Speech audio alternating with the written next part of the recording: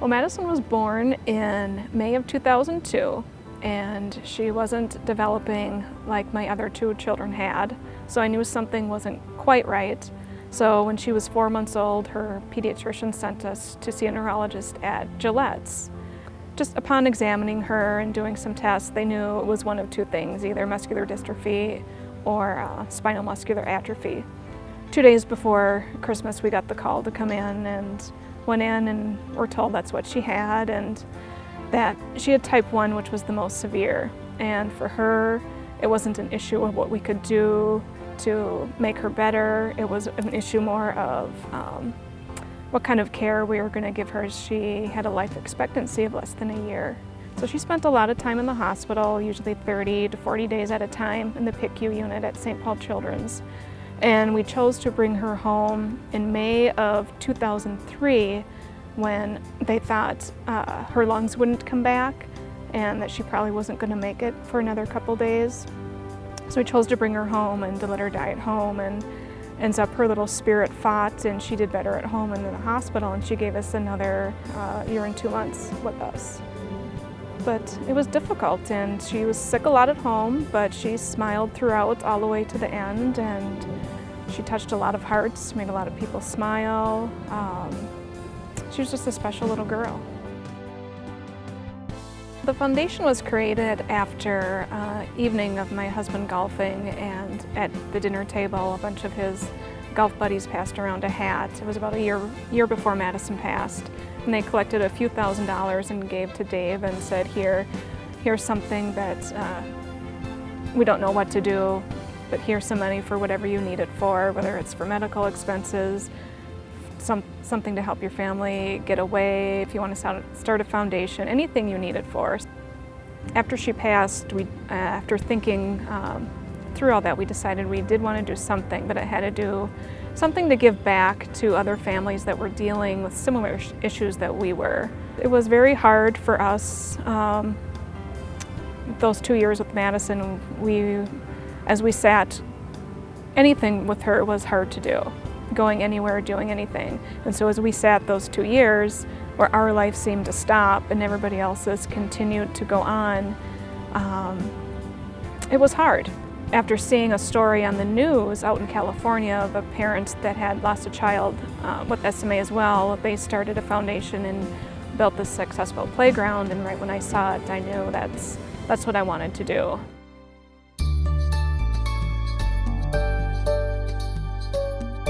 An inclusive playground removes all the barriers of traditional playgrounds, wood chips, sand, lack of ramps. If you're in a wheelchair walker, you can't access any of those playgrounds. You can't even get onto the structure itself. So the inclusive playground will have a rubber surfacing, which allows access for anybody in a wheelchair or walker. Our structure will be completely ramped from end to end, so you can get from one end to the other. There's also specialized equipment such as specialized swings, teeter-totters, as well as a lot of sensory play, music, textured things. So it's a wide spectrum, just not that accessible piece. It's including all ranges of disabilities, so all kids can come together and play. You know, when she was little, all kids loved to go to the playground, probably from a year to a year and a half. She always loved coming to this park. It was hard because she couldn't swing on the swings. There wasn't anything for her to swing on, so we had to sit in the swing and hold on to her. Then as she got a little bit older, we still tried to hold on to her and swing, and as she got older, she didn't want mom and dad to hold her. As you know, she saw all the kids running around and wanted to be independent like them, and she couldn't. So at about 3 or 4, she didn't want to be held anymore. So she's pretty much just wheelchair bound. So that was hard to see.